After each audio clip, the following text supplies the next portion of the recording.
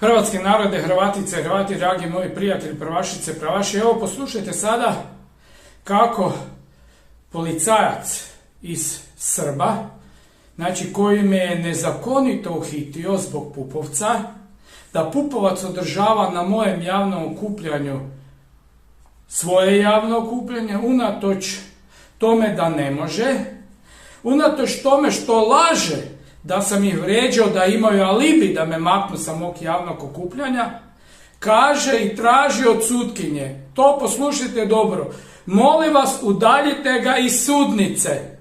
I nakon toga sutkinja Nevenka Šimunović zove policiju u Gračacu da dođe da me izbace iz sudnice. Sad vas ja pitam kako, znači, tužitelj, policajac, koji je u predmetu isto kao i ja, traži od sutkinje Nevenke Šimunović, molim vas udaljite ga iz sudnice. I Nevenka Šimunović njega sluša. To je ono što ja kažem da Nevenka Šimunović radi kako je policija kaže, jer to mi je rekao nekada još Tomislav Ivandić, načelnik policijske postaje u Gračacu i Srbu, kada su me lažno prijavili za ustašku pjesmu Marjane Marjane, jer je došao nalog iz politike da me se mora osuditi.